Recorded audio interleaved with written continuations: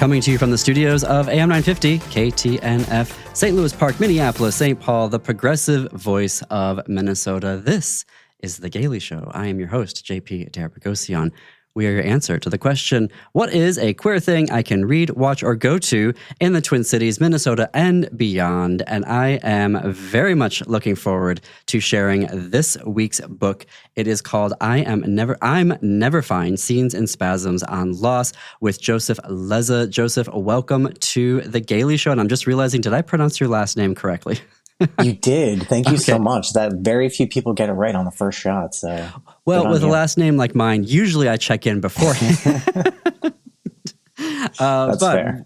Welcome to the show. I just want to dive right in because when I got my copy, thank you very much for sending a copy along because I absolutely devoured your book, and you sent the most lovely. No one has ever sent me a postcard that has been as nice as yours in there. And it was so great. I was like, thank you. It meant a lot to me that I kept it and used it as the bookmark.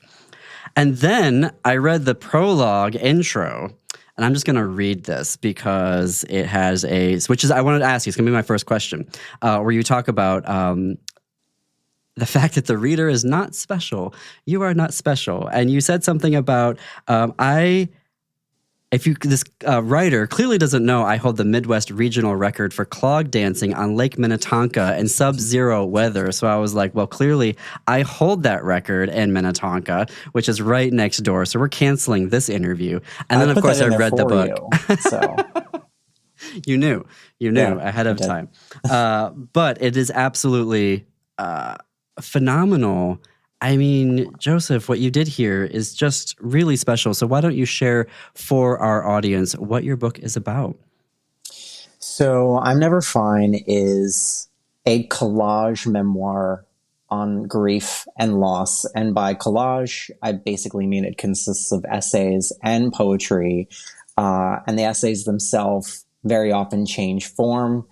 Some of them are more traditional essays. Some are what we call hermit crab essays, which are kind of essays that mask themselves in the form of something else, like a travel log or a step-by-step guide. And some are even braided essays that kind of tell two different stories at once that are kind of interwoven with each other. But the book itself is sort of a broader look at grief and kind of, if you were to ask me to give you like an elevator pitch, it is what I like to consider to be a counter narrative in a way to a lot of the resources that are out there that people often find when they're dealing with grief or loss and they're looking for, some sort of guidance, some sort of way. And you very often encounter books or articles or what have you that, that try to sell you on this idea that grief is going to be very neat and compartmentalized, and it's going to happen in these stages, right? And it's going to look this way, and it's going to have this natural progression. And when you're done, like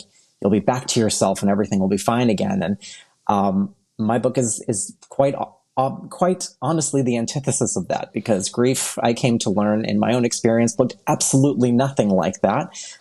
It is very seldom as reverent and solemn as these resources would have you believe. It's often messy.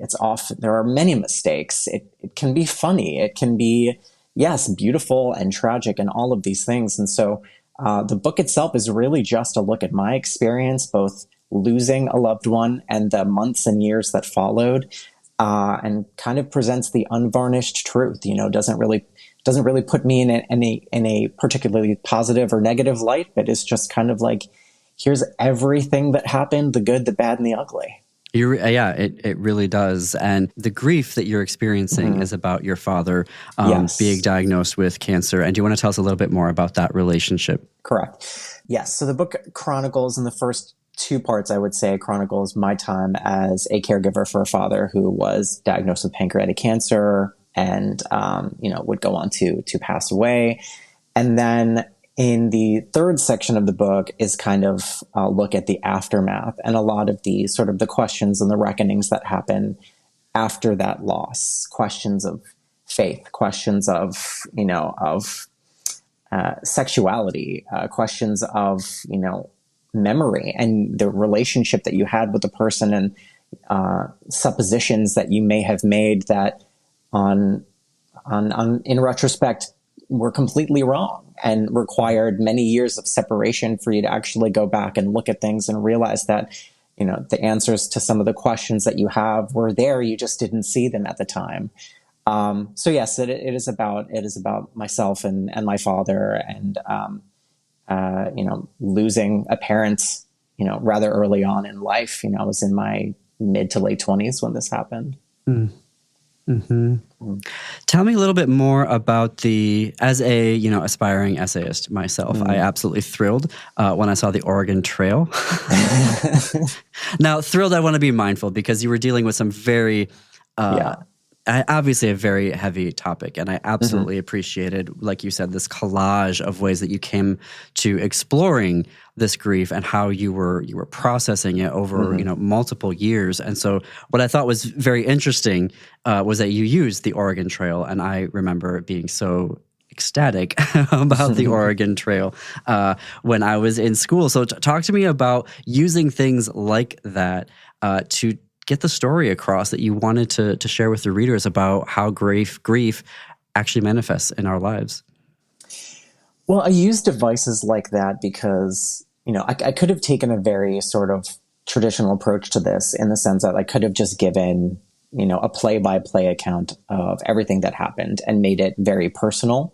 And the book is personal. I don't want to say it's impersonal, but I felt like by doing that, it would have closed the reader out. You know, grief in and of itself, though we all experience it in some way, is painfully exclusive.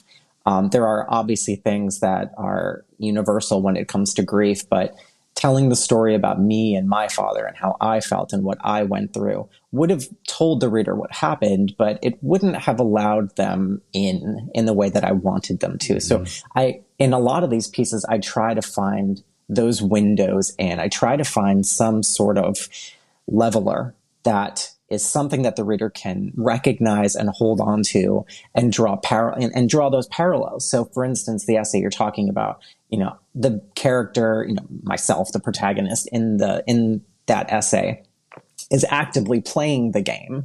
But then as gameplay goes on, the two stories kind of blend together, because what you have both in the characters in the game and the actual character in the essay are, you know, characters who are going through, you know, a pretty tumultuous period, just trying to get from point A to point B without losing a person, without suffering some great loss.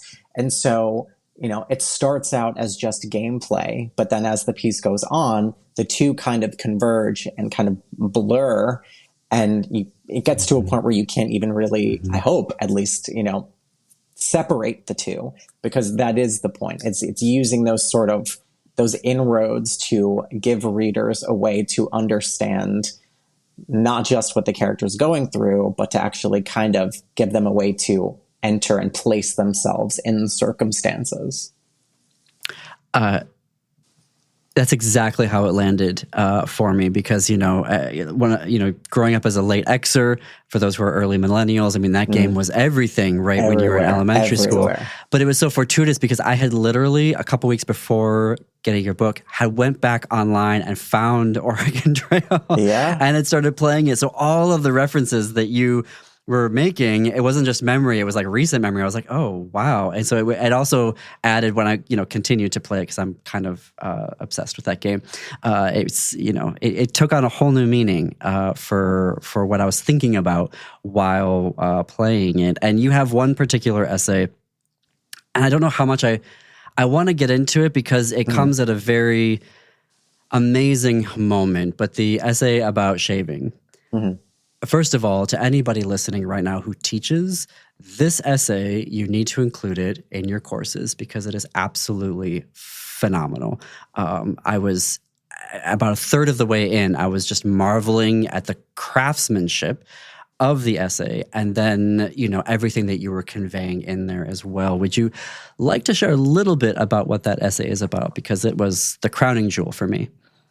Yes. So the essay, How to Shave Your Dying Father, literally documents the the time when my father was in home hospice care, and it was very close to his passing. I think the events in that piece probably take place within days of him passing away. And when you have elected to care for your loved one in home, you are responsible for many things, especially when they're not really able to move or to bathe themselves or to feed themselves. And especially as a son, as a child of any parent, I don't think anybody is ever prepared to do these very intimate things to the person who raised them, to the person who taught them how to do it. It is very, it's largely out of body. It is, as I said, it is an experience that nobody prepares you for.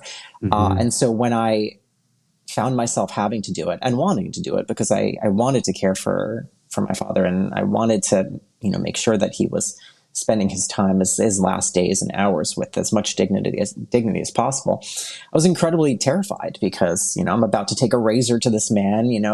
I'm not a professional barber. I've never shaved anybody but myself.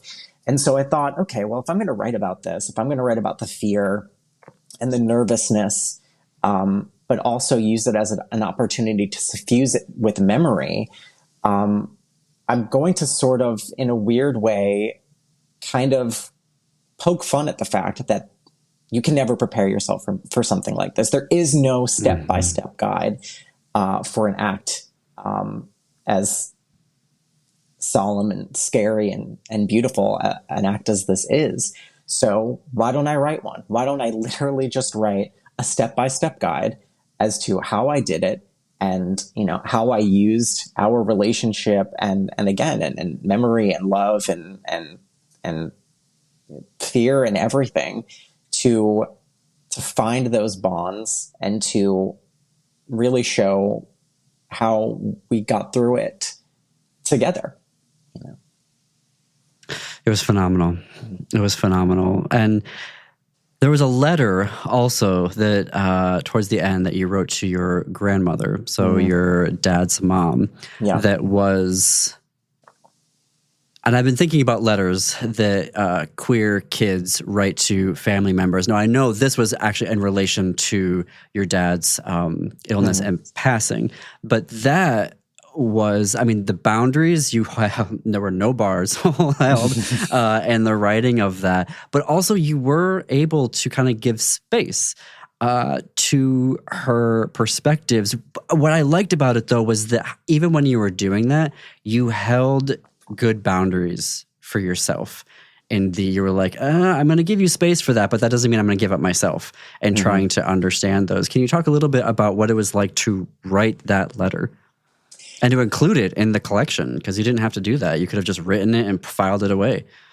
Yeah. I knew I had to include that. So I wrote this book. I began writing this book about 6 years separated from the event of losing my father. And so there was a great deal of time between losing and grieving and kind of revisiting and thinking about it, where I was able to revisit moments where, I may have passed rash judgments at the time when I was upset and going through something, and you're in an irrational headspace, and you see someone doing something or saying something that's not something you would do or say, and so it rubs you the wrong way, and again, you pass a judgment that may be an unfair judgment.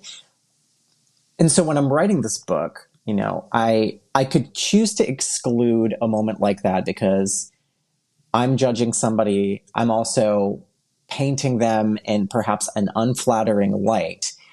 But to remove that would be a disservice because it was a very, it happened. I did it, and to leave it out would probably be as unfair to me as it would be to that person. So I felt like I had to honor the person that I was 6 years prior and what happened and how I felt. But I also had to leave room for what I had learned and what I had come to at least accept in my own head about those events across time. What I never wanted to do and what I hope I didn't do in the writing of this book was I did not write this book to create any sort of villain. I did not want to tell tales out of school because, I mean, if the book in and of itself has a thesis statement, it's that there is no wrong way to grieve. So just because I grieve a certain way doesn't mean that everybody else is going to, and their grief might look very different from mine. So I have to, again, acknowledge the things that happened as I witnessed them, but I also needed to make sure that I left enough space to offer their perspective, or at least what I believe their perspective was, so that if the reader does come away with an impression of a particular character, they do so because they had enough information to draw their own conclusions and not because I fed them something. Well put. And all of that comes across in the book. I have to also say, you were talking about humor earlier. The funniest line I have read all year was in this book where you, we're ditch people now. Where you're with a friend on a road trip in Italy. That's all I'm going to say, actually. And I don't even want you to comment on it because readers, when it comes, you're going to absolutely, I laughed for, I'm still somewhere in that ditch. Part of me never left. Well, we've got about a minute and a half left here. Tell me, what are you working on right now? Tell me there's another book coming. I mean, there is the idea of one. I have a work in progress. It is very much in its early stages, but I'm a creature of nonfiction, so I can say that much. It's definitely another work of nonfiction. It's definitely another essay collection. I like what I'm writing right now. As to whether or not anybody else will, and whether or not it will find a home, is a question unto itself. But I'm following the same feeling that I felt when I was writing this one, in the sense that, all you can go by is your gut. And if you find yourself motivated to sit down and put words on paper and nobody's telling you to do it, and you're able to summon that motivation yourself, and you're reading the words back to yourself, and you're having, you're experiencing joy as you put these words on paper, that says something. That says that there is meat to this, and that you are, you've tapped into something, a story that perhaps needs to be told. And all I can do is absolutely. Is I hate to interrupt you. No. We're coming up on time. The book is I'm Never Fine, Scenes and Spasms on Loss. Folks, coming up next is Twin Cities Pride Amplified. We will see you next Saturday. Check us out on our social media channel for all the links to Joseph's works. Thanks, everyone.